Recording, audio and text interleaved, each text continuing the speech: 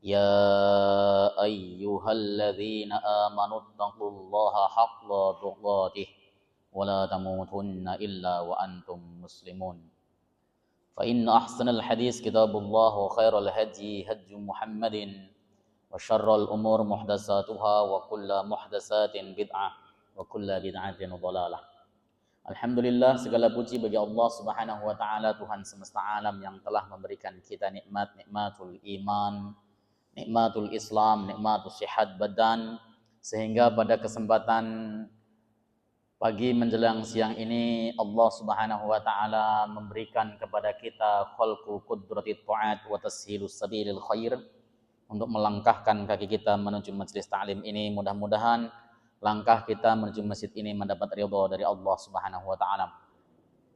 Salawat beserta salam mudah-mudahan terus tercurah ke haribaan beliau Nabi akhir zaman Nabi Muhammad sallallahu alaihi wasallam beserta seluruh keluarga beliau, sahabat, kerabat dan pengikutnya, serta kita semuanya umat beliau, umat dakwah ijabah yang senantiasa istiqamah konsisten dalam menjalankan dan mengerjakan sunnah-sunnahnya hingga akhir masa nanti.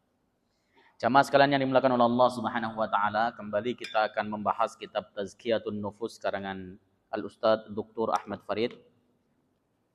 Masih pada babul ikhlas. Jadi Tazkiyatun Nufus itu dimulai dari bab ikhlas, kemudian masuk ke niat, setelah itu membahas tentang hati yang selamat, hati yang sakit, hati yang mati, baru kemudian membahas tentang akhlak seperti khauf, roja, mahabbah, ridha dan sebagainya ya. Jadi pelan-pelan kita akan sampai ke sana, karena kita mengkajinya pakai kurikulum kitab, jadi kita mengikuti arahan daripada muallifnya. Enggak usah kemudian pengen tiba-tiba kita pengen lompat ke bagaimana cara khauf, bagaimana cara roja dan sebagainya. Baik. Kita lanjutkan. Bismillahirrahmanirrahim. Wa an Abi Sa'id Al-Khudri radhiyallahu taala anhu anin Nabi sallallahu alaihi wasallam. Dari Abu Sa'id Al-Khudri, semoga Allah ridha kepada beliau, dari Nabi Muhammad sallallahu alaihi wasallam, annahu qala fi hajjatil wada', sesungguhnya Rasulullah sallallahu alaihi wasallam bersabda pada saat hajjul wada'. Haji wada' itu haji pertama sekaligus terakhirnya Rasulullah sallallahu alaihi wasallam. Disebut haji wada' karena pada saat itu Rasulullah Shallallahu Alaihi Wasallam memiliki kesempatan hidup cuma 80 hari. Setelah pelaksanaan haji, beliau balik ke Madinah, lalu sakit, lalu kemudian Rasulullah Shallallahu Alaihi Wasallam wafat. Maka disebut dengan Hajjatul Wada, ya, haji wada. Ya, di situ banyak sekali teladan-teladan Nabi, ya, banyak sekali nasihat-nasihat Nabi yang disampaikan kepada umatnya. Salah satunya adalah yang didengar dan diriwayatkan oleh Abu Sa'id Al-Khudri radhiyallahu taala anhu. Nadarallahu imra'an sami'a maqalati wa wa'aha. Allah Subhanahu wa taala akan ridha terhadap seorang hamba yang mendengar ucapanku dan menghafalkannya. Ini adalah motivasi supaya kita mau menghafal hadis. Jadi salah satu kebiasaan para ulama zaman dahulu, dari sahabat, para tabi'in sampai kepada imamul hadis atau al-muhaddisin, itu adalah mereka menghafal hadis. Mereka jarang mencatat, tapi mereka menghafal. Dihafalkan dengan otaknya. Ya, maka mereka kalau ketika istinbat hukum itu tidak lagi buka kitab hadis, tetapi memang sudah ada di kepalanya. Seperti contoh Imam Nawawi misalnya. Imam Nawawi itu ketika beliau menulis penjelasan Sahih Muslim atau yang disebut dengan Ad-Dibaj, ya, Syarah Sahih Muslim karangan Al-Imam An-Nawawi, itu beliau tidak punya Sahih Muslimnya. Jadi disarahi satu persatu, rawinya dikritik itu dengan hafalan yang ada di kepalanya. Nah, ini adalah salah satu motivasi kita supaya menghafal hadis. Apakah motivasi untuk menghafal hadis itu masih ada sampai sekarang? Sampai sekarang masih. Jadi kita dianjurkan untuk menghafal hadis. Minimal di dalam hati kita itu, di dalamnya mengendap 40 hadis tentang persoalan agama. Minimal. Nanti Bapak coba iseng-iseng nulis di kertas, ditulis hadisnya, hafalannya udah ada 40 apa belum? Kalau belum, tambah. Ya, tambah. Makanya para ulama banyak nyusun kitab Al-Arba'in. Ada Al-Arba'in An-Nawawiyah, kemudian Jami'ul Ulum wal Hikam, karangan Ibnu Rajab, Abdul Bar misalnya, itu ditulis 40 hadis 40 hadis. Tujuannya apa? Ya karena tafaulan dengan sabda Nabi Shallallahu alaihi wasallam. Nah, kita disuruh dimotivasi untuk mau menghafal hadis. Yang penting persoalan itu hadis yang kita hafal itu adalah persoalan agama dan kualifikasinya sahih. Faruba hamili fikhin laisa bifaqih. Banyak sekali orang yang membawa hadis tapi dia tidak paham. Ini. Makanya dalam urusan istinbat hukum untuk mengetahui ini boleh, ini tidak boleh itu urusan pakar. Bukan urusan setiap orang. Kalau di Muhammadiyah misalnya ada lembaga namanya Majelis Tarjih. Itu mereka yang duduk di situ itu pakar. Di Indonesia ada Majelis Ulama Indonesia. Di NU ada lembaga Bahsul Masail NU. Di Saudi Arabia namanya ada namanya Al-Lajnah Daimah lil Buhus Al-Islamiyah. Di Mesir ada namanya Darul Ifta Al-Misriyah. Di Jordania ada Darul Ifta Jordan. Semuanya punya. Yang isinya orang-orang yang memiliki kapasitas untuk istimbat hukum dari Al-Quran dan hadis. Karena tadi rubah hamili fikhin laisa bifaqih. Banyak orang yang membawa fikih, membawa hadis maksudnya, tapi dia tidak paham maksudnya. Nggak ngerti. Makanya ini tugas para ulama, para pakar. Kayak contoh nih, sedang lagi rame dibahas adalah kalender Hijriyah Global Tunggal. Rame, ada yang setuju, ada yang tidak setuju. Kalau di Muhammadiyah selesai, kenapa? Itu sudah dibahas oleh para pakar. Begitu. Ketika ada nas-nas yang berkaitan dengan ru'yat dipahami oleh orang-orang Muhammadiyah atau tokoh-tokoh Muhammadiyah dengan pemahaman secara implisit. Ya, seperti itu tugas pakar. Kalau terjadi perbedaan pendapat, ya memang biasa kok perbedaan pendapat. Yang tidak boleh itu bukan pakar, tiba-tiba ada Quran terjemah, ada hadis terjemah, dia istimbat langsung dari situ mengatakan di hadis begini, di Quran begitu. Ya. Maka di dalam kitab Syiar A'lamin Nubala, Imam Dhahabi itu mengatakan bahwa al-hadisu mudillatun illa lil fuqaha. Hadis itu bisa menyesatkan kecuali bagi orang-orang yang pakar. Serius. Bapak nih contoh. Saya Ustadz kalau sholat mau mengamalkan hadis sahih misalnya. Udah sekarang Bapak sholat pakai Sahih Bukhari. Bisa nggak kira-kira? Ketemu nggak? Nggak bisa. Kenapa? Karena satu sama lain hadis itu kadang-kadang sama sahih itu mutaraddif. Ya, bukan mutaraddif. Itu mu'adaridah, bertentangan. Ya, sama-sama hadis sahih tapi bertentangan. Ada nggak itu? Banyak sekali. Seperti ini contoh ya contoh. Nabi Shallallahu Alaihi Wasallam bersabda, "Aftaral hajim wal mahjum." Orang yang membekam dan minta dibekam, dua-duanya batal puasanya. Hadis Sahih Bukhari. Dalam Sahih Bukhari lain, aftaran Nabi Shallallahu Alaihi Wasallam wa huwa shaimun muhrimun. Nabi puasa ihtajaman Nabi Shallallahu Alaihi Wasallam wa huwa muhrimun saimun. Nabi Shallallahu Alaihi Wasallam berbekam dalam keadaan puasa dan ikhram. Ayo, dua ini hadis bertentangan. Yang satu Nabi mengatakan batal, yang satu lagi Nabi sendiri melakukan. Nah, ketika ada dua hadis yang bertentangan ini, yang bisa mendamaikan hanya para pakar, para ulama. Begitu. Ya. Sehingga nanti kalau kita baca atau belajar fikih ya, misalnya contoh, di dalam terjemah itu ada ketika ada anak laki-laki bayi yang belum minum selain ASI, dia pipis, maka cukuplah pipisnya tersebut tadi dipercikkan air. Coba, rosh itu maknanya diartikan percikan. Makna percik itu seperti apa kita? Oh, ambil air, dicepret-cepretin begitu Ustaz. No. Itu tetap najis. Karena percik itu airnya harus menutupi najis yang ada, ya meskipun tidak mengalir. Itu disebut memercikan, rosh nama seperti itu. Bukan dengan ambil air lalu dikepretin begitu cukup. Nah, enggak, najis tetap. Kenapa bisa demikian? Karena ada orang mencoba untuk istimbat hukum langsung dari hadis sementara dia bukan pakar. Makanya paling enak nih ya, paling enak. Kalau di Muhammadiyah ya mengikuti tarjih, ada HPT 1, ada HPT 2 yang belum dicetak, ada HPT 3, ada buku tanya jawab Islam sesuai dengan yang diterbitkan oleh Majelis Tarjih dan sebagainya. Udah. Kemudian bertanya kepada ulama yang kompeten, kepada ustadz yang kompeten.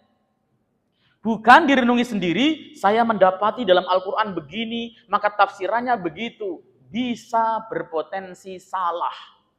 Rasulullah dalam hadis sahih riwayat Al-Imam At-Tirmidzi, beliau mengatakan man qala fil Qur'an bi ra'yihi fa asaba faqad ahta'a.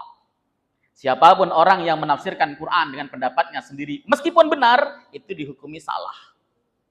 Dalam riwayat lain, kualifikasinya hasan, Nabi mengatakan, man qala fil Qur'an bi ra'yihi falyatabawwa maq'adahu minan nar. Siapapun orang yang menafsirkan Quran dengan pendapatnya semata, maka dia akan dilemparkan ke dalam neraka. Ini pentingnya kita untuk kembali kepada pakar. Jadi meskipun slogan kita di Muhammadiyah itu kembali kepada Al-Quran dan Sunnah, itu tidak semua orang boleh kembali langsung istinbat. Enggak. Tapi Muhammadiyah dalam hal ini adalah majlis tarjih wa tajdid. Itu ketika istinbat mengambil hukum, kembali merujuk kepada Al-Quran dan hadis as-sahih atau al-makbul. Bisa dipahami ya sini ya? Jadi tidak boleh kemudian, wah saya baca dalam Bulughul Maram begini. Nah, kapasitas kita belum, Pak. Maaf. Bahasa Arab kita aja amburadul. Padahal kita harus mengerti tentang qawaidul lughatil arabiyyah, bukan hanya bahasa Arab, bukan hanya nahwu shorof. Tapi harus mengerti tentang badi, bayan, ma'ani, balaghah. Ya. Harus mengerti tentang gharaibul alfat fil Quran. Harus mengerti mana itu yang sifatnya am, mana yang sifatnya muqayyad, ayat takyid. Ada yang mentahsis, ada yang am dan tahsis, mutlak ataupun takyid, dan sebagainya itu harus tahu. Kalau tidak ya nggak bakal bisa untuk bisa menggali hukum dari Al-Quran dan hadis. Ini perintah dari Nabi, ruba hamilin fikhin laisa bifaqih. Banyak orang yang dia membawa hadis, hafal hadis, tapi dia bukan pakarnya. Salasun, ini masuk ke tazkiyatun nufus yang ini. Salasun la yaghullu alaihinna qalbu mri'in mu'min. Ada 3 perkara yang mana hati seorang mukmin itu tidak akan pernah tertipu apabila dia berada di atas 3 perkara ini. Ada 3 hal. Hati seorang mukmin tidak akan tertipu apabila dia berada pada 3 perkara ini. Yang pertama adalah ikhlasul amal lillah, mengikhlaskan amalan karena Allah. Orang yang ikhlas itu tidak bisa tertipu. Tertipu sama siapa? Syaitan. Yang jelas-jelas pengen menipu manusia itu ya iblis laknatullah alaih. Kemarin saya menjelaskan dalam surat Al-A'raf itu. Ketika Allah Subhanahu wa taala menyesatkan mereka ya, menyesatkan mereka, diusir mereka dari surga, lalu kemudian iblis berkata, "Rabbi anzirni ila yaumi yub'atsun." Ya Allah, tunda ajalku sampai hari kiamat. Allah menjawab, innaka minal mundzirin. Kamu termasuk orang-orang yang panjang umurnya. Lalu dia bersumpah iblis itu. Qala fabima aghwaytani la'aqudanna lahum siratakal mustaqim. Ya Allah, karena kau telah mencap aku sebagai orang sesat, maka akan aku duduki seluruh jalanmu yang lurus. Tsumma la'atiyannahum min baini aydihim wa min khalfihim wa an aymanihim wa an syama'ilihim. Walam tajidu aktsarahum syakirin. Itu ayatnya. Kemudian akan aku datangi manusia dari depan. Saya membaca dalam tafsir Ibnu Katsir.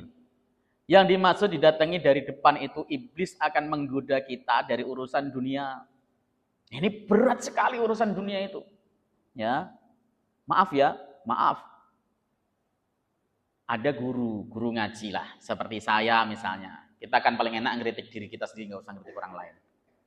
Ketika ngajar di masjid, ya masjidnya waktu itu masih miskin, nggak dikasih bisaroh, tetap ngajar, seneng, bangga dan bahagia karena ada jamaahnya yang mau ngaji. Tapi ketika pengurus mengatakan, wah kasihan Ustadz, udahlah kasih bisaroh dia. Setiap 1 bulan kasih 1 juta, saya terima 1 juta. Begitu besok macet bisaroh tersebut, saya mogok. Itu persoalan. Itu sudah dipalingkan oleh urusan dunia. Dunia itu berat loh. Ya. Orang yang tergelincir dalam urusan dunia itu banyak, seperti kisah Korun ya, Korun. Terus siapa lagi itu? Barsiso, ya Bal'am bin Ba'uro. Itu adalah ulama-ulama Bani Israel yang hebat yang tergelincir gara-gara urusan dunia. Banyak orang yang kemudian dia itu menjadi murtad gara-gara urusan dunia. Banyak kita contoh misalnya. Adiknya Buya Hamka misalnya murtad dari pendeta, itu karena urusan dunia. Itu serius. Jadi oleh sebab itulah, dunia ini merupakan godaan yang paling berat. Sudah diperingatkan oleh Allah Subhanahu wa taala. Iblis laknatullah akan menggoda kita dari sisi itu. dari urusan dunia. Ya, niatnya bukan karena Allah Subhanahu wa taala lagi. Yang kedua, wa min khalfihim, dan dari belakang mereka. Kata dari belakang itu maknanya adalah dari keburukan, hal-hal buruk. Ini untuk orang-orang awam, digoda supaya mabok, digoda supaya main judi slot, supaya main pinjol dan sebagainya, itu orang-orang awam. Biasanya mereka untuk melegitimasi, mengatakan saya kan kepepet Ustadz, ini darurat, itu begitu. Atau biasa orang, maaf ya, ibu-ibu biasanya dulu kalau di kampung, kalau di Jakarta nggak ada. Kalau lahiran itu biasanya minum anggur cap orang tua atau anggur ketan hitam. Ketika saya tanya, itu untuk apa anggur? Ini untuk obat supaya cepat sembuh dan sebagainya. Enggak. Khomer itu ketika diharamkan oleh Allah, keberkahannya dicabut. Nggak pakai ada alasan. Ya, kecuali dapat rekomendasi seorang dokter muslim yang hadzik, yang terpercaya, pakar, dia spesialis, dia mengatakan tidak ada obat lain selain itu, baru kita boleh. Itu di dalam kitab namanya yang dikarang oleh Al-Mawsu'ah Al-Fiqhiyah Al-Kuwaitiyah. Jadi nggak kemudian yang penting ini obat makan. Kalau yang saat ini sering dipakai yaitu obat yang dari cacing untuk penyakit tipes. Ya kan? Jadi ketika ada saudaranya penyakit tipes, daripada ke rumah sakit, udah beliin kapsul cacing. Siapa yang merekomendasikan? Apakah ada ulama yang merekomendasikan atau dokter yang terpercaya? Nggak ada obat lagi yang halal misalnya. Kalau wujud yang halal harus mengambil perkara halal dulu. Jangan kemudian gini berpikirnya, kita minum obat dulu, nanti kalau kita sembuh, taubat. Ya kalau sembuh, kalau mati bagaimana? Ya, karena itu godaan loh, godaan. Bikin aliran sesat, itu godaan duniawi dan godaan keburukan dari depan belakang. Ya, saat ini itu kan banyak sekali aliran-aliran sesat, ngobrol sama semut macam-macam, makoli dan sebagainya itu. Itu sesat. Ya. Banyak sekali yang seperti ini itu banyak saat ini. Hati-hati. Makanya pegangan kita yang utama adalah kitabullah wa sunnatur rasul, Al-Qur'an dan hadis Nabi. Tapi ini menurut penafsiran para ulama salafun saleh. Kenapa? Karena aliran sesat pun pakai dalil Quran, pakai dalil hadis. Seperti contoh, kita semuanya yang penting hati kita baik. Meskipun kita nggak sholat, yang penting kita nggak berbuat jahat. Kan Allah mengatakan dalam Quran, idhab ila fir'auna innahu tagha. Pergilah Anda kepada Fir'aun. Fir'aun maksudnya itu hati. Hati kita ini Fir'aun. Ya pergilah, obati hatimu, rawat hatimu, keluarkan kotoran-kotoran dari hatimu dan sebagainya. Masalah ibadah itu kan hanya wasilah, hanya sarana. Anda boleh tidak sholat, boleh nggak bayar zakat. Yang penting hatinya murni. Aliran kayak gini banyak dan banyak pengikutnya. Pakai dalil Quran. Di Jakarta dulu itu pernah saya ikut ngajian. Stop Pak ngajinya Pak. Ngajinya itu tafsir Quran bil Quran. Allah Subhanahu wa taala berfirman dalam surat 15 ayat 5. Baca terjemahannya. Itu saya dulu ngaji di Duren Sawit sama seorang sepuh dari Aceh. Baca. Oke. Maksud ayat ini adalah pada ayat 2 ya, surat 2 ayat 25 misalnya. Baca terjemahannya. Nah, itu seperti itu. Saya tanya, ayat tadi yang disebutkan, mana yang duluan turun, mana yang belakangan turun? Harus tahu nasih mansuh, karena penjelas pasti turun belakangan, nggak ada penjelas turun depan. Ini ulumul Quran berbicara, nggak asal. Kemudian dia mentok ketika saya keluar dari situ karena dia gini, saya itu Pak, kata dia. Seumur-umur kalau iktikaf nggak pernah di masjid, tapi di kamar tidur saya. Saya waktu itu kaget tuh, kok bisa? Karena Rasulullah yang mengatakan, kullu ardin masjidun ilal hamam wal maqbarah. Semua bumi itu masjid, kecuali kuburan, kecuali kamar mandi dan kuburan. Rumah saya bukan kuburan, bukan kamar mandi, boleh dong, masjid, boleh untuk iktikaf. Orang ini salah. Kata kullu ardin masjidun, itu maknanya setiap bumi boleh untuk sholat. Bukan boleh untuk iktikaf. Kenapa? Karena ungkapan dan tafsiran dia akan nabrak perilaku Rasulullah Shallallahu Alaihi Wasallam yang sepanjang hidupnya beliau iktikaf selalu di masjid, tidak pernah di rumah, padahal rumahnya samping masjid. Itu. Lu kenapa pakai hadis sahih Ustaz? Iya, tapi salah di dalam memberikan interpretasi, nggak sesuai dengan tuntunan salaf itu. Nah Muhammadiyah ya. Karena apa saya Muhammadiyah? Karena memang saya salah satu pengurus Muhammadiyah. Muhammadiyah itu dia di samping menggunakan merujuk kepada Al-Quran dan hadis, tetapi penafsirannya tidak boleh menentang pendapat-pendapat mufassir yang mu'tabarah. Seperti itu, sederhana sebenarnya. Baik, jadi ikhlas. Dari belakang tadi digoda apa? Digoda oleh hal yang buruk. Wa an syama'ilihim, wa an aimanihim, digoda dari arah samping. Apa? Dari urusan agama. Ibu, setan itu kalau lagi ngajakin amal baik, itu mirip dengan khotir robani, bisikan Tuhan. Ayo, besok kan hari Senin, puasa. Kata setan, iya ya Senin puasa. Nah, puasalah dia. Pas dia ke kantor atau ketemu sama ibu lain di arisan, dia ngomong, ayo makan dan sebagainya. Ah maaf, saya puasa. Setan masuk. Ketika dia ngomong saya puasa sembari membanggakan dirinya ujub, puasanya nggak ada nilainya sama sekali. Itulah syaitan. Pada saat kita malam-malam jam 3 bangun pipis, kata setan, ayo ambil air wudhu, sholat malam, ya, yang banyak, sholat malamnya, habis itu baca Quran, sampai subuh. Wah luar biasa kamu itu benar-benar. Orang-orang pada tidur, saya baca Quran sambil senderan. Besok pagi sampai kantor nguap. Kok nguap? Semalam habis sholat malam sama baca Quran sampai subuh nggak tidur lagi. Nah, hilang amaliyahnya. Itu setan. Itu serius. Itu digoda dari sisi amal saleh. Ada pembangunan masjid, tiba-tiba transfer 10 juta. Ya. Tolong nggak usah disebutkan nama saya, Pak. Tulis saja hamba Allah. Blok E nomor 4. Gitu kan. Nah, itu setan begitu. Ya, bisa nyebutin gitu. Atau kalau enggak, dia betul-betul asalnya ikhlas. Dah. Nanti setahun kemudian dia ada masalah dengan tetangganya. Ada masalah. Ya. Dasar orang kaya kok pelit, ada pembangunan masjid nggak pernah nyumbang. Emosinya naik. Setan gelitikin lagi. Kamu itu nyumbang belum ada apa-apanya. Tuh masjid 50% itu yang bangun saya. Hilang amaliyahnya. Itu dari sisi ibadah. Juga syaitan akan menggoda kita supaya berlebih-lebihan di dalam urusan ibadah. Ibadah itu Pak, sedang-sedang sajalah. Misalnya Bapak Ibu pengen bangun malam, kemampuan untuk bangun malam hanya kuat 2 rakaat plus 1 rakaat witir, ya enggak apa-apa, yang penting besok ajek. Besok lagi seperti itu ajek terus, enggak masalah. Dibanding malam tadi bangun, saya alhamdulillah sholat tahajudnya 11 rakaat. Ya, 8 tahajud, 3 witir. Alhamdulillah. Besoknya enggak, pray seminggu misalnya. Itu godaan syaitan. Atau dia memberat-beratkan. Dalam urusan ibadah dia muta'anid. Ya, memberat-beratkan. Dia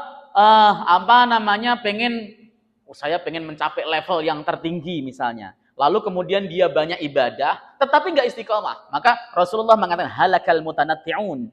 Rusaklah mereka orang yang berlebih-lebihan di dalam ibadah. Santai saja. Sholat, misalnya sholat wajib, misalnya kalau ibu di rumah, bapak di masjid, ya sholatnya santai, artinya nggak usah terlalu panjang. Kenapa? Yang biasanya panjang-panjang begitu tuh istiqomah 1 minggu saja belum tentu. Ada masjid loh Pak, sebuah masjid, itu pernah mempraktekkan sholat itu sujud dan rukuknya 15 menit. Apa nggak kepala kita mau pecah pas rukuk tuh, keliang-keliang begitu, serius. Berdirinya lama, mungkin berdiri. Ini sholat zuhur, bukan sholat maghrib. Atau sholat isya yang jahar.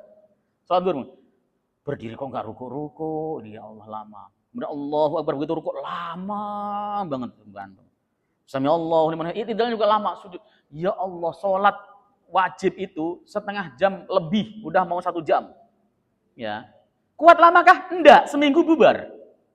Di demo sama masyarakat, Pak sholat 5 waktu aja kok susah-susah. Rasulullah itu tidak pernah memarahi sahabat yang sholatnya gesit. Maksudnya ringkas, ringan. Tapi kalau yang panjang-panjang ada hadisnya, Rasulullah memarahi namanya Mu'ad bin Jabal gara-gara jadi imam kepanjangan. kepanjangan. Sholat Isya jadi imam kepanjangan, sementara jamaahnya ada orang mau pergi. Ya, marah Mu'ad bin Jabal kan karena dia walk out pergi, sholat kok kelamaan. Sampai ke Rasul, afattanun anta ya Mu'ad? Apakah kamu mau jadi tukang fitnah wahai Mu'ad? Ya. Sholat Isya itu baca Sabbihisma rabbikal a'la atau baca wasamsi waduhaha cukup. Enggak usah panjang-panjang. Gitu maksudnya Nabi Shallallahu alaihi wasallam. Artinya apa? Kita ketika sawu suhufakum lihat jamaah. Pak, sholat kita yang asalnya ikhlas di belakang imam, jadi enggak ikhlas gara-gara kepanjangan. Itu serius. Hatinya ngerutu mulu. Wah, panjang amat enggak ruku-ruku. Ya Allah, mana kebelet pipis, coba bayangkan. Orang-orang sepuh-sepuh gitu. Saya ketemu jamaah umur 83 tahun. Waktu samping saya, dia sholat samping saya itu, dia mau jatuh gitu. Ke depan, belakang gitu. Selesai sholat, saya tanya, kenapa Pak Haji? Saya tadi perasaan sholat udah nggak nginjak tanah, Ustadz. Kenapa? Orang sudah 84 tahun tuh pompa jantungnya sudah mulai lemah. Begitu. Udah mau jatuh, saya tegur imamnya, karena imamnya teman saya ya, kita ngobrol. Pendek gitu kan. Akhirnya kemudian, oh iya, panjangan. Masa sholat Isya kok setengah juz dibaca, Masya Allah. Bener-bener serius. Ini terjadi. Jadi, yang dari kanan adalah digoda dari sisi apa? Agama. Yang dari kiri, ya kita akan digoda dari syama'il itu, kiri itu digoda dari urusan akhirat. Nggak percaya neraka, nggak percaya surga. Nggak percaya neraka. Surga itu nggak ada, neraka itu. Surga itu di dunia. Ketika Anda hidup enak, makan sate itu surga. Ketika Anda sedang pikirannya mumet, banyak utang itu neraka. Makanya orang yang berdosa kepada Allah itu tidak bisa tenang karena dia masuk neraka, mumet pikirannya. Seperti itu kata sebagian orang. Ini adalah orang yang tertipu sama iblis laknatullah. Ada satu arah yang syaitan tidak bisa menggoda kita. Atas. Kenapa? Karena atas tempat koneksi antara kita dengan Allah Subhanahu wa taala. Selagi ibu bapak sholatnya baik, ibadahnya baik, ketika mau sholat dia sudah pasrah betul kepada Allah Subhanahu wa taala. Allahu Akbar. Lillahi taala, apapun bentuknya hanya Allah Subhanahu wa taala yang jadi tujuannya misalnya. Maka dia terkoneksi dengan Allah Subhanahu wa taala. Itulah ikhlas.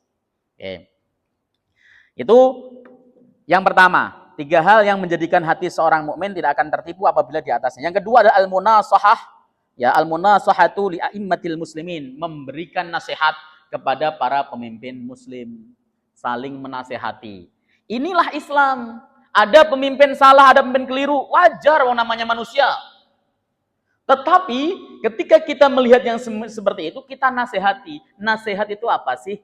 Iradatul khair. Yang disebut nasihat itu menghendaki kebaikan. Kalau nasihat disampaikan untuk memakzulkan, itu bukan nasihat. Maaf, punya RT misalnya. Wah, RT kita kok enggak pro dengan kegiatan-kegiatan masjid ya. Udah, nasihati, datengin ke rumahnya face to face. Enggak perlu ada banyak orang, kita demo enggak perlu. Kenapa? Itu menyakiti. Imam Ahmad bin Hanbal, suatu hari beliau melihat ada seorang syekh mengajar di depan murid-muridnya, ya. Beliau berada di bawah pohon kurma sementara murid-muridnya kepanasan. Ya, Imam Ahmad merasa tidak suka itu. Apakah langsung ditegur? Enggak. Ditunggu sampai waktu malam. Orang semua tidur. Kemudian Imam Ahmad datang ke rumah si syekh, diketuk pelan-pelan rumahnya. Tok tok tok. Assalamualaikum. Ana Ahmad bin Hanbal. Waalaikumsalam. Begitu mendengar nama Imam Ahmad, grogi si syekh, dibukain, dipeluk. Ada Pak Imam. Istrimu sudah tidur belum? Sudah. Oh, kalau begitu ayo kita ngobrol ke dalam. Matikan lampu. Ngomong bisik-bisik. Syekh, Anda tadi saya lihat itu ngaji di bawah pohon adem. Murid Anda panas. Lain kali jangan begitu. Kalau Anda adem, muridmu harus adem semuanya. Kalau Anda panas, muridmu panas, Anda ikut-ikut panas. Itu namanya tidak adil. Lihat Imam Ahmad, cara menegurnya elegan. Kita kan enggak, mohon maaf. Seringkali kita menegur orang yang salah itu langsung di depan muka dia. Ingat Pak, bedanya nasihat dengan mencela itu cuman kalau nasihat disampaikan secara diam-diam, secara sembunyi. Kalau mencela itu disampaikan di depan publik. Itu bedanya. Contoh, di sini ada orang yang kalau sholat misalnya handphonenya didering terus. Yang mengganggu kan. Kalau nasihat disampaikan face to face, diajak masuk ke kantor atau pas lagi nanti habis sholat mau kemana, ada acara kemana? Nggak kemana-mana Pak Haji. Ya udah yuk kita ke warung yuk, warung ngobrol. Sampaikan, itu namanya nasihat, iradatul khair, menghendaki kebaikan. Tapi kalau disampaikan depan publik, ya Bapak-bapak sekalian, mohon sekali lagi mohon, ketika kita sedang sholat, handphone dimatikan. Jangan Pak seperti Pak Fulan ini, udah ditegur berkali-kali kok masa seperti itu. Itu akan malu. Itu namanya mencela, mencaci itu namanya. Itu dosa. Bisa jadi Pak Fulan ini nanti ketika hidup di dunia ini, dia nggak berani protes. Nggak berani. Tapi nanti di akhirat dia akan memprotes dan mengkasuskan kita di pengadilan Allah Subhanahu wa taala. Nabi kan pernah mengatakan di dalam hadis sahih riwayat Al-Imam Al-Bukhari dan Muslim, Nabi mengatakan,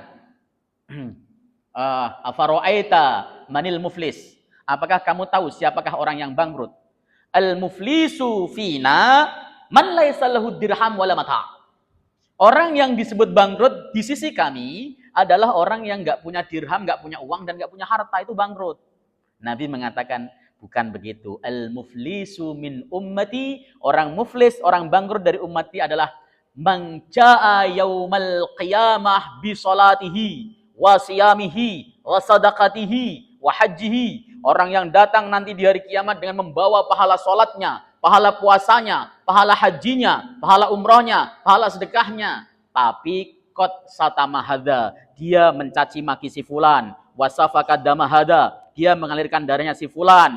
Kemudian wadoroba hadza, dia memukul si fulan, akhirnya kemudian diambil pahalanya, kasih sama si fulan yang dicaci maki, kasih sama si fulan yang dipukul, kasih sama si fulan yang dipermalukan. Kalau kasusnya masih banyak, pahalanya habis, dosa yang dizolimi tadi diambil, ditimpakan kepada orang yang tadi menzolimi. Lalu kemudian summa turhat ilan nar, lalu dia akan dilemparkan ke dalam neraka.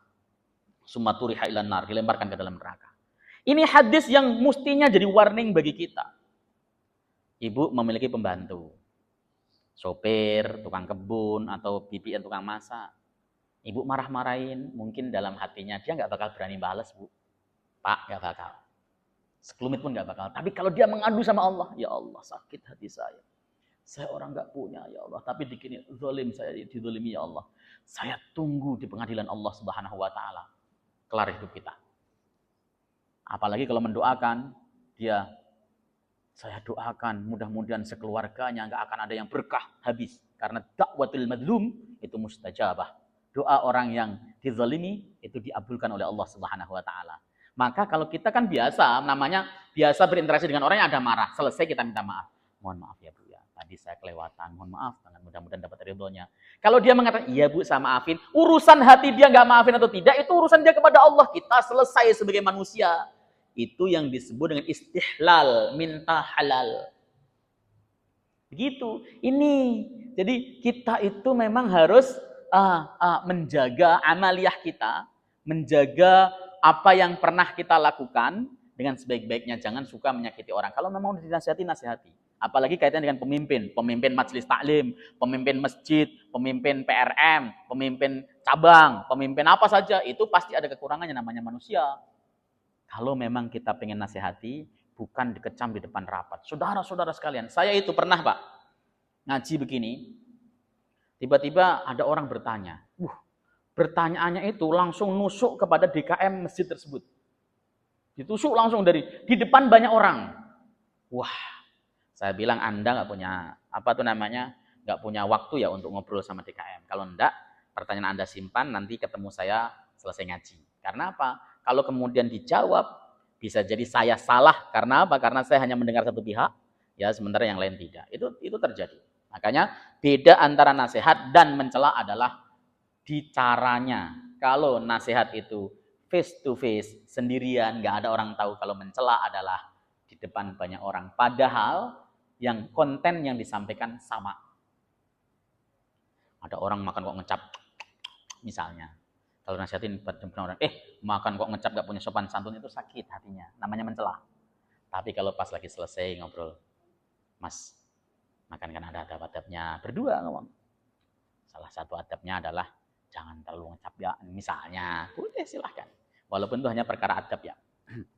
Yang selanjutnya yang ketiga adalah waluzumu jama'atihim, dan tetap berada pada jamaah para pemimpin. Ini tidak khawarij. Pak, para tabi'in pada masa itu pernah mengadu kepada Anas bin Malik terkait keburukan seorang gubernur namanya Al-Hallaj bin Yusuf. Al-Hallaj bin Yusuf itu seorang hafidh Quran, hafal Quran. Tapi kejamnya luar biasa. Orang ulama kok nggak sependapat dengan dia, disingkirkan, dibunuh, dihukum mati. Ya, bukan hanya dibuang ke Nusa Kambangan, dihukum mati. Orang-orang pada bingung. Terus kami harus gimana? Kata Anas bin Malik, sabarlah. Sabarlah. Allah akan memberikan balasan dari kesabaranmu. Kita disuruh sabar. Apakah kita tidak boleh usaha? Boleh. Yang tidak boleh itu melakukan kudeta atau bugot. Kita angkat senjata. Itu tidak boleh. Kenapa? Karena kerusakan yang ditimbulkan akibat mengangkat senjata itu sangat luar biasa. Kita misalnya contoh, Muhammadiyah berseberangan dengan pemerintah, lalu Muhammadiyah mengatakan, kita angkat senjata, kerusakannya itu nggak akan pernah selesai 10-20 tahun. Suriah, pada saat siapa itu namanya Bashar al-Assad itu mau digulingkan, itu orang pada berhitung, paling seminggu kelar. Urusannya, begitu dia jatuh, kita ganti pemimpinnya dengan pemimpin Sunni yang baik dan sebagainya. Faktanya hingga hari ini belum selesai-selesai. Sudah lebih dari 25 tahun. Menderita sekali. Dulu yang itu merupakan pusat ilmu, hancur sekolah dan sebagainya. Itulah kenapa syariat dalam ini ahlu sunnah wal jamaah melarang kita untuk melakukan kudeta atau bugot. Ada kitab sendiri namanya bugot kudeta. Wallahu ta'ala alam bisawab. Silakan kalau ada muskil. Kalau nggak ada muskil saya lanjutkan. Ada bertanya? Kalau nggak ada bertanya saya lanjutkan. Materinya biar agak banyak. Nggak ada ya? Nggak ada, baik. Kalau orang bertanya itu ada 3 hukum. Yang pertama wajib. Kalau nggak tahu harus bertanya. Yang kedua, bertanya itu sunnah. Kalau dia bertanya tentang hukum-hukum yang kaitannya dengan hukum sunnah. Atau berkaitan dengan masalah, dia sebenarnya tahu. Tapi orang lain nggak tahu, nggak mau tanya. Nah, dia bertanya boleh, itu sunnah. Yang nomor 3 adalah bertanya itu dosa. Kok bisa Ustadz? Iya, tujuannya ngetes Ustadznya. Ustadz ini pinter banget apa enggak sih gitu kan? Saya tes aja lah gitu. Itu dosa. Ya. Ya, monggo silahkan. Ketika kita melaksanakan sholat tahiyatul masjid misalnya, azan berkumandang, mungkin timernya kita nggak lihat. Seketika itu sholat kita dihentikan atau kita lanjutkan? Kita melaksanakan sholat tahiyatul masjid. Tiba-tiba azan berkumandang, Allahu Akbar, Allahu Akbar. Apakah dilanjutkan? Lanjutkan saja. Ya, azan tidak menghalangi orang melaksanakan sholat. Lah kan kita sunnah menjawab azan, betul. Tapi kita boleh nanti menjawabnya setelah selesai. Kita selesai nih. Assalamualaikum warahmatullahi wabarakatuh. Assalamualaikum warahmatullahi wabarakatuh. Azannya juga selesai. Kita boleh mau menggantinya. Allahu Akbar, Allahu Akbar. Asyhadu an la ilaha illallah. Sebagainya boleh. Ya, kalau enggak juga enggak apa-apa, karena menjawab adzan itu hanya sunnah. Ada sebuah kebiasaan di Indonesia yang sebenarnya enggak apa-apa. Enggak apa-apa. Tapi jika ditabrak ya enggak apa-apa juga. Ketika ada adzan, kita lebih suka menunggu, berdiri menunggu sampai adzan selesai baru sholat. Itu kebiasaan. Enggak apa-apa, karena dia pengen melaksanakan menjawab adzan. Tapi seandainya dia masuk langsung sholat tahiyatul masjid, bagaimana? Boleh. Tidak apa-apa juga, boleh langsung Allahu Akbar, sholat tahiyatul masjid. Kan ada adzan, ya, tidak apa-apa. Karena dia melaksanakan amaliyah sholat yang laha sabab, yang ada sababnya. Apa sababnya? Duhulul masjid, masuk ke dalam masjid. Ya, seperti itu Pak Haji. Ya, ada lagi? Monggo.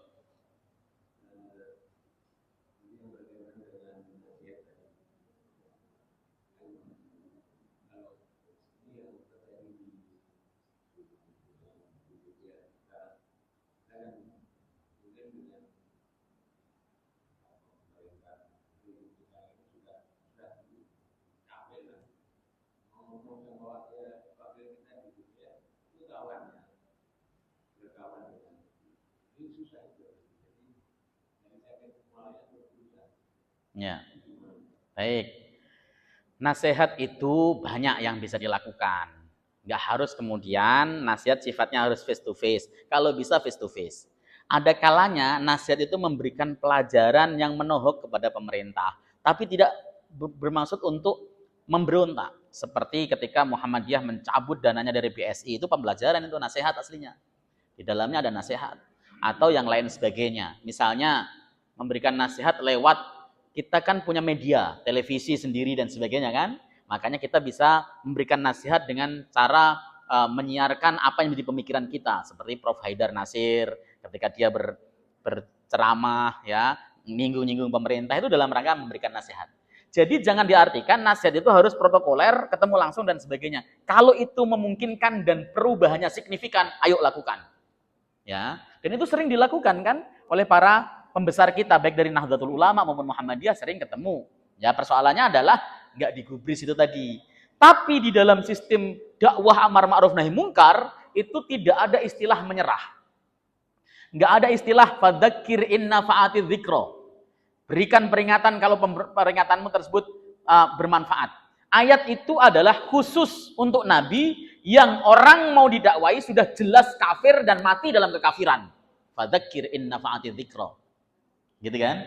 Tapi kalau untuk orang yang kita nggak jelas, dia nanti mati dalam keadaan kafir atau mukmin, memberikan amar ma'ruf nahi mungkar, mendakwai terus-terusan, itu tidak ada batasnya. Dengan berbagai cara, dengan berbagai hal. Bisa jadi tadi dengan model datang langsung, atau bisa jadi dengan boykot, itu nasihat loh, jangan salah. Boykot itu nasihat, Pak. Yang tidak boleh itu bugot. Bugot itu memberontak angkat senjata. Madorotnya besar sekali. Begitu Pak, saya rasa. Dan itu dilakukan oleh Muhammadiyah.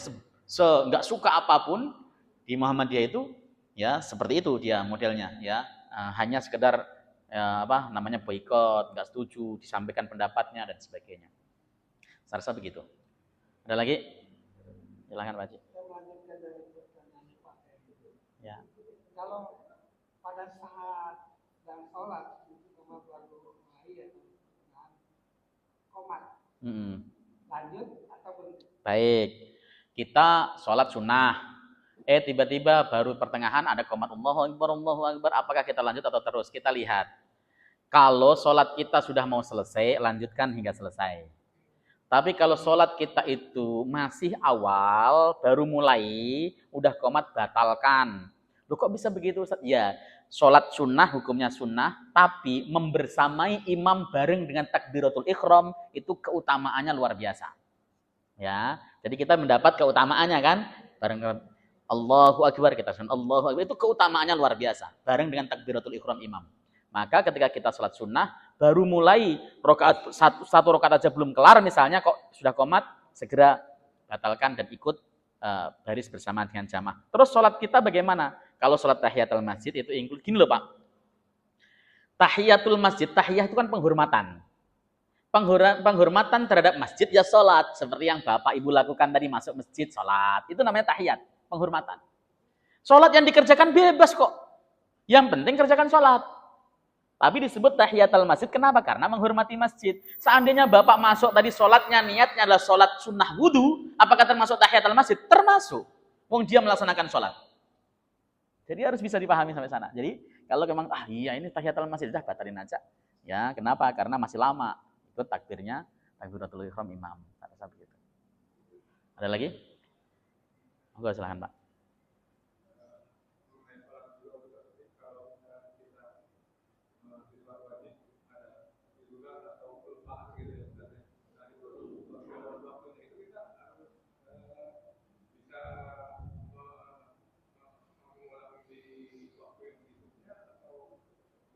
Ya, ini ada tuntunannya dari Nabi Shallallahu Alaihi Wasallam.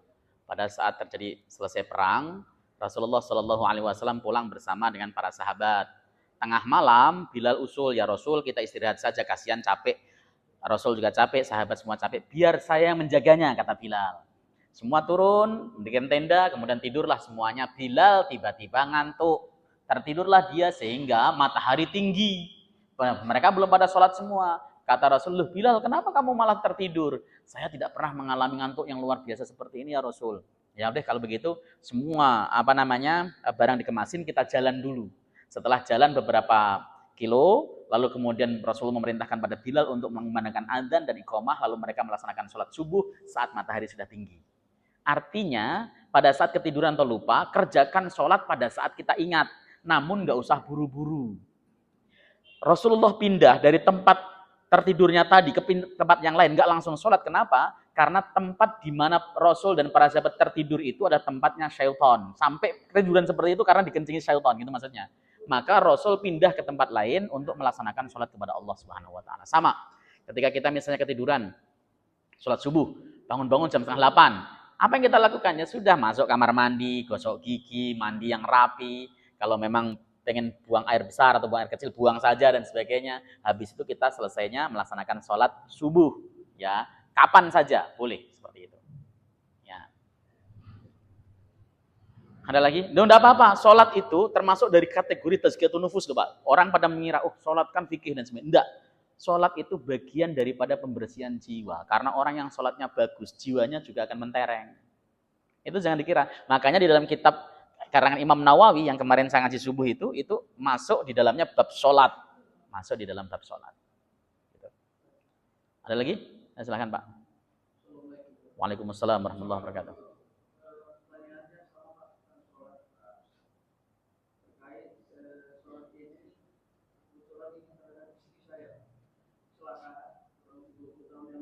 Masya Allah. Itu 10 hari beliau kategorialnya dari 30 sampai 50 tanda tekanannya, sehingga keterjang masih di bawah sana.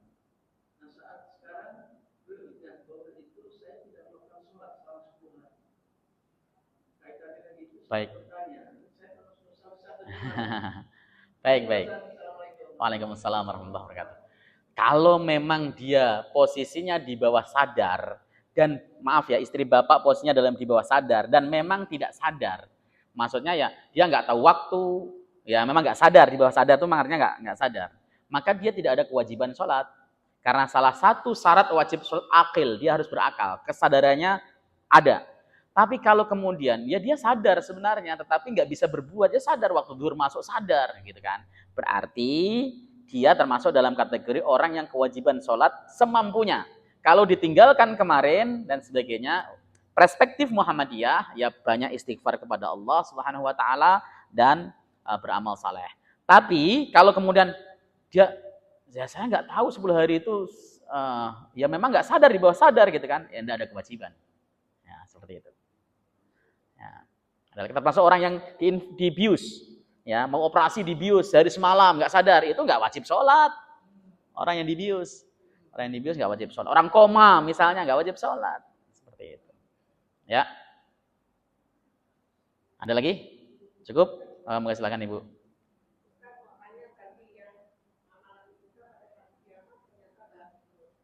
Ya, bangkrut.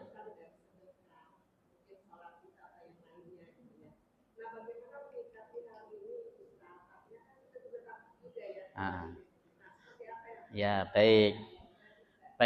Orang mukmin itu harus begitu. Orang mukmin itu harus takut kalau amaliyahnya tiba-tiba tidak ada apa-apanya. Makanya Imam Bukhari itu menulis bab khusus nama babu khaufil mu'min ayyuhbatu amalu wa huwa la yash'ur. Bab ketakutan seorang mukmin apabila dihapuskan amalnya sementara dia tidak sadar. Nah, artinya kita takut gimana ini. Nah, ada resep yang dikatakan oleh para ulama. Yang pertama, ketika kita berbuat sesuatu, amaliyah sesuatu, amal apapun, amal baik, lupakan. Jangan ingat-ingat kita pernah berbuat ini, berbuat itu. Lupakan. Masukkan ke dalam kotak, simpen kunci rapat-rapat. Jangan diomongkan, jangan dicerita-ceritakan, jangan diungkit-ungkit. Ya, itu cara supaya amal kita tersebut itu masih sampai di hari kiamat ada pahalanya. Tapi kalau kemudian setiap kita beramal, lalu kita heboh cerita kemana-mana, nah itu sum'ah namanya, bisa menghancurkan amal. Atau bisa jadi tadi, ya ketika kita sudah berusaha untuk menyimpannya, ternyata kita zalim sama orang, maka Nabi SAW memberikan cara, tips, ya supaya kita nanti tidak dituntut di mana tidak ada uang, tidak ada harta untuk membalasnya. Ketika Anda berbuat zalim kepada saudaramu, maka minta halal lah. Minta halal tuh, mohon dihalalkan ya, maafkan saya ya, saya telah berbuat ini, mohon dimaafkan. Ketika dia mengatakan iya saya maafkan, selesai tulus atau tidak bukan urusan kita. Ibu misalnya, namanya manusia kan, ada egonya itu lebih tinggi kadang-kadang kita itu ketika sama orang, dia kan salah, nggak mau saya minta maaf, salah, tetap minta maaf. Kita rendahkan ego kita, jangan-jangan di hadapan Allah saya yang salah loh. Nah, Bu, Mbak, Pak, mohon maaf ya kalau saya ada khilaf kemarin dan sebagainya, saya emosi dan sebagainya. Ya, enggak apa-apa Bu, sama-sama, selesai clear. Dia belum mau baik sama kita, itu urusan Allah Subhanahu wa taala. Ya, itu namanya istihlal, minta halal atau minta ridho. Kalau berkaitan dengan makanan atau uang atau apa itu minta ridho. Misalnya, kebiasaan kita salah satunya adalah ketika kita masuk ke ruangan, ke kantor atau ke siapa, ada makanan pisang goreng main comot saja. Pisang goreng siapa nih nggak tahu. Ya ternyata ini pisang goreng orang yang mau dibuat buka misalnya. Waduh, repot nih. Nah, minta halalnya, mohon dihalalkan ya, mohon diridhoi, diridhokan dan sebagainya. Seperti itu. Kalau tidak, itu hukumnya adalah hukum hutang hingga hari kiamat dan akan dibayar dengan amaliyah kita. Itu yang harus kita sikapi ya. Kenapa? Karena kita itu repot-repot beramal, apalagi amal tersebut butuh biaya seperti umroh ataupun haji. Itu kan biaya gede, waktunya juga enggak setiap tahun. Makanya ketika Bapak Ibu sudah pergi haji, masukkan dalam kotak Pandora, lupakan seakan-akan enggak pernah ke sana, enggak usah bangga-bangga. Saya itu sudah haji sejak umur 2 tahun atau 2 bulan misalnya, enggak usah begitu. Ya, itu diingat-ingat. Kalau kemudian kemarin pernah, Pak saya pernah Pak Ustadz bangga-banggain pada haji, taubat kepada Allah sebab riya atau sum'ah. Kalau taubat maka Pak Allah Subhanahu wa taala akan mengembalikan lagi pahalanya seperti semula. Taubat kepada Allah Subhanahu wa taala. Saya rasa begitu. Pak Haji cukup? Ya boleh. Monggo silahkan.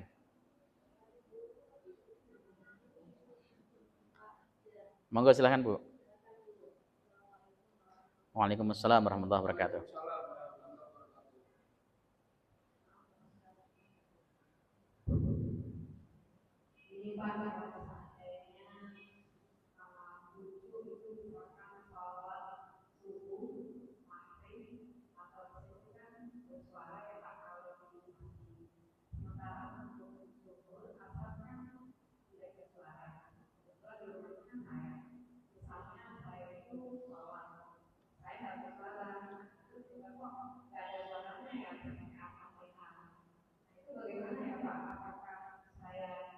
Ya. Baik. Jahar. Sholat jahar atau mengeraskan bacaan pada waktu jahar. Waktu jahar itu semua sholat malam. Maghrib, isya, subuh, atau sholat apa saja yang pokoknya waktu malam itu jahar. Sunnah jahar. Kalau siang, sunnah sir. Sunnah. Kalau seandainya pas jahar, pas malam, subuh ataupun isya misalnya, suaranya enggak keras, bagaimana? Ya sah sholatnya, hanya tidak mendapat kesunahan.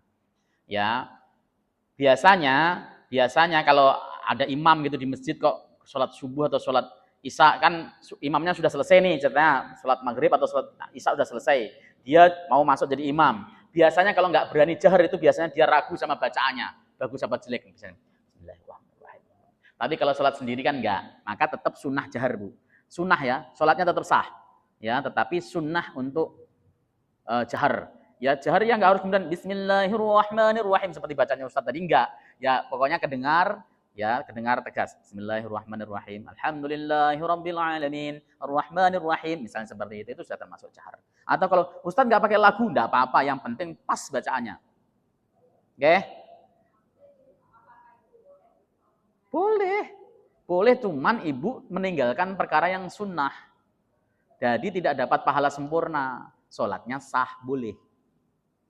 Oke? Karena tidak termasuk rukun. Rukun sholat itu disepakati para ulama adalah hadis musik sholatuhu. Hadisnya begini, teksnya ya, lengkapnya saya nggak begitu hafal, tapi teksnya begini. Ada seseorang ja'a rajulun ya, wa Nabi sallallahu alaihi wasallam qad yusalli fil masjid. Ya yajlisu ma sahabah. Jadi ada seseorang masuk ke dalam masjid, Rasul duduk bersama dengan sahabat sudah sholat. Kemudian dia summa sallama ila Nabi sallallahu alaihi wasallam, belum mengucapkan salam kepada Nabi, kemudian summa yusolli, lalu dia sholat. Allahu akbar. Ketika kemudian balik lagi ketemu Nabi, Nabi mengatakan irji fasolli fa innaka lam tusolli. Ulangi sholatmu, kamu belum sholat. Balik lagi dia sholat lagi. Ketemu Nabi lagi. Ya, Nabi mengatakan irji fasolli fa innaka lam tusolli sampai 3 kali. Menyerah dia. Lah terus bagaimana ya Rasul, itu sudah sholat terbaik begini. Idza kumta ilas salat fakabbir. Tatkala kamu pengen melaksanakan salat, maka takbirlah Allahu Akbar, summa qra' ma tayassara ma'aka minal Qur'an, lalu bacalah yang mudah bagimu dari Al-Qur'an. Surat Al-Fatihah maksudnya. Kemudian sumasjud sumarka hatta tatma'inna raki'an. Lalu rukuklah kamu hingga tumakninah. Tidak ada disuruh untuk membaca jahar atau keras ataupun sir. Enggak ada kan? Berarti hukumnya hanya sunnah. Sebab rukun itu hanya pada hadis musik sholatuhu itu tadi. Ya Bu ya? Boleh tetapi makruh. Karena tinggal sholat. Ya silahkan Bu.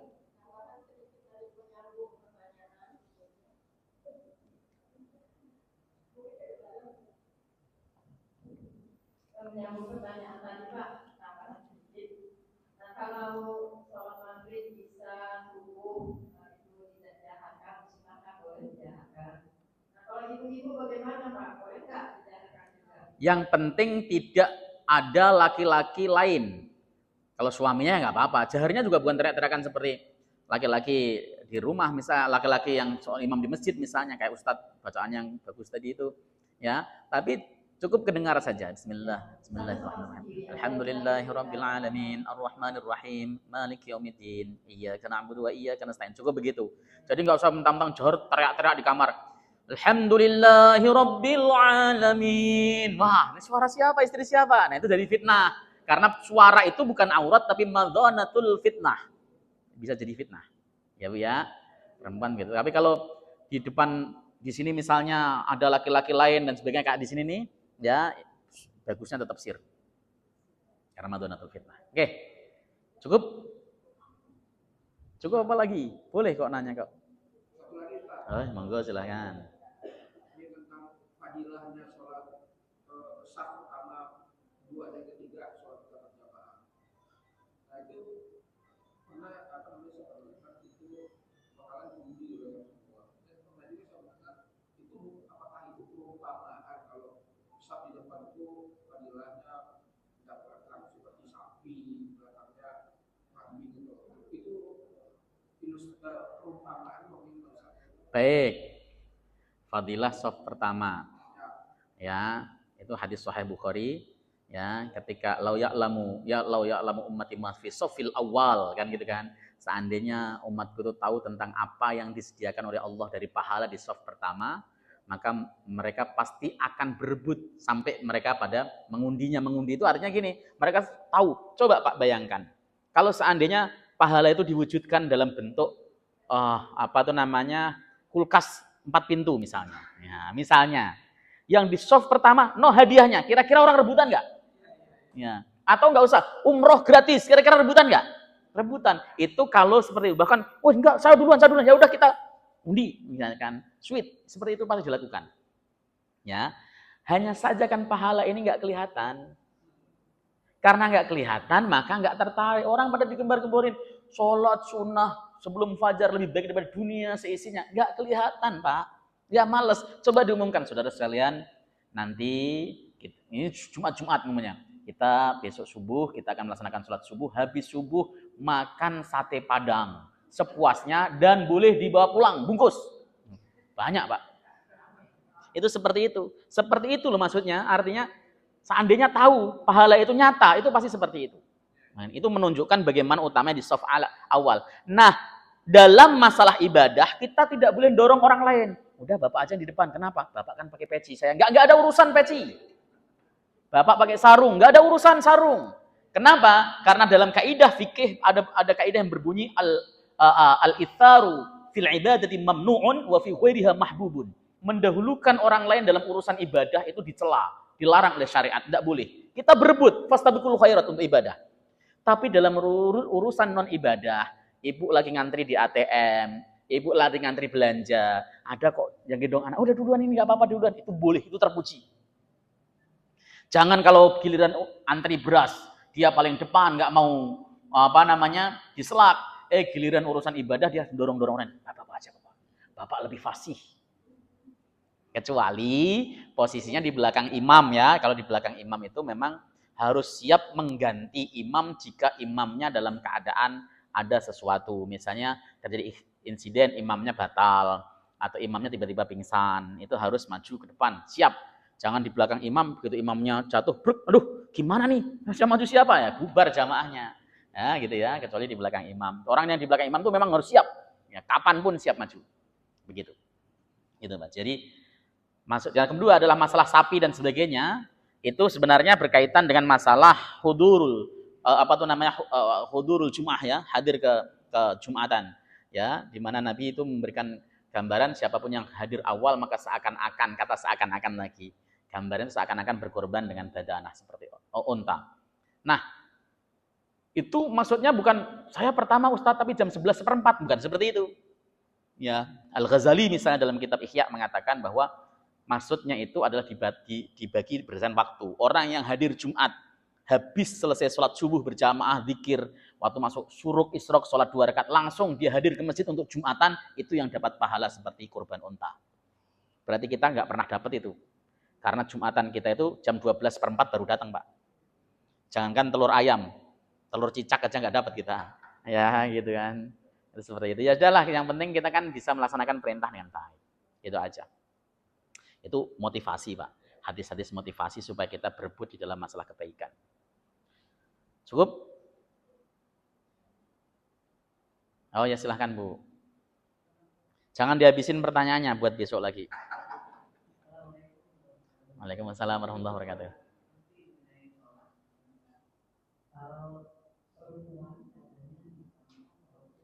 Hmm.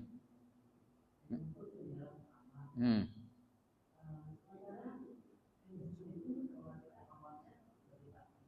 Hmm. Hmm. Oke. Baik. Perempuan itu kan kenapa kok dilarang dalam tanda kutip ya untuk melaksanakan salat jamaah di masjid, karena perempuan itu madhonatul fitnah. Sekali lagi, ini yang bagi yang muda-muda tentunya. Kalau usianya sudah 70 ya mau fitnah apa lagi, kita udah 70 misalnya gitu kan. Karena yang masih muda-muda 30, 40, 45 itu masih muda-muda. Itu jangan, apalagi kemudian ketika dia berangkat ke masjid, dia bareng sama laki-laki lain, ngobrol dan sebagainya, itu potensinya itu yang kemudian dilarang. Maka ada perkataan, ini bukan perkataan Rasulullah, bukan sabda Nabi, ini adalah perkataan sahabat. Beliau mengatakan bahwa sholatul mar'ati fi hijriha khairun min sholatiha fil masjid ma'an Nabi sallallahu alaihi wasallam. Sholatnya perempuan di kamarnya itu lebih bagus dibanding dengan sholat berjamaah bersama Rasulullah sallallahu alaihi wasallam di masjid. Sholatnya berjamaah di masjid bersama Nabi loh. Kenapa? Karena tadi fitnah yang ditimbulkan luar biasa. Sayyidah Aisyah terutama itu yang menentang perempuan-perempuan muda datang ke masjid untuk melaksanakan sholat jamaah ya. Karena apa? Karena bisa menimbulkan banyak fitnah. Zaman Nabi perempuan boleh ke masjid dan itu teratur. Bisa dilihat dalam Bulughul Maram misalnya. Perempuan datang subuh itu datang pada saat Ghalas itu waktu subuh, waktu yang gelap gulita. Belum kenal wajahnya, jangan nggak tahu wajahnya seperti apa dan sebagainya, gelap sekali, nggak ada lampu. Pas bubar itu isfar, artinya sudah mulai remang-remang, tetapi si perempuan pulang duluan sehingga tidak mungkin berinteraksi dengan sahabat-sahabat pada masa itu. Itu dilakukan oleh perempuan zaman Nabi. Zaman Sayyidah Aisyah tidak, makanya Sayyidah Aisyah melarangnya. Nah, terus bagaimana kita? Kalau muda baik di rumah, kalau tua boleh di masjid. Yang penting jangan ada fitnah itu tadi. Jangan sampai fitnah. Kalau sudah tadi sudah umurnya sudah ya 70, udah 65 dan sebagainya, ya ada fitnah lah, itulah menurut saya sih. Tapi kalau saya udah 45 Ustaz, 45 masih ada fitnah, itu bahaya juga. Ya, lebih bagus di rumah. Seperti itu Bu ya. Nah, seperti itu.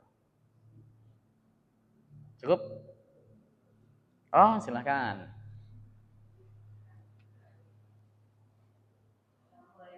Waalaikumsalam warahmatullahi wabarakatuh. Ini saya mau menanyakan itu sholat dikaitkan dengan azan. Kalau seandainya misalnya sudah ditentu waktu sholat, ada azan, kita tunggu habis, ya, kita mau duduk gitu ya, karena kalau ini biasanya kan tidak selesai azan ya. Ada lagi kedengeran di masjid lain, azan lagi. Terus kemudian misalkan kita harus dengan azan yang pertama kita langsung bisa ya. atau kita tunggu habis semua mereka tidak ada kedengaran Ya, sama-sama Bu. Makasih. Jadi kalau ada seseorang mendengar adzan dan itu adalah lausami al adzana ba'da adzanin. Ada seseorang mendengar adzan setelah adzan lagi. Itu saya jawab jauh ya. Itu yang disunahkan menjawab adalah sekali saja. Bebas mau milih yang pertama, tengahan atau terakhir. Cuman sunahkan sekali saja. Yang kedua, ketika kita sudah menjawab selesai, ya lakukan aktivitasnya, sholat sunnah, atau wudhu, atau apa, dan sebagainya seperti itu. Jadi nggak mesti harus nunggu terakhir, wah ada adzan lagi, baru mau wudhu, adzan lagi, ya nggak selesai-selesai akhirnya. Nah boleh yang seperti itu, milih salah satu. Kalau ibu sudah jawab yang pertama, sudah nggak sunnah lagi menjawab yang kedua, yang ketiga, yang keempat, dan sebagainya. Bahkan lau tarot tabal muadzin misalnya, muadzin itu susul-susulan adanya.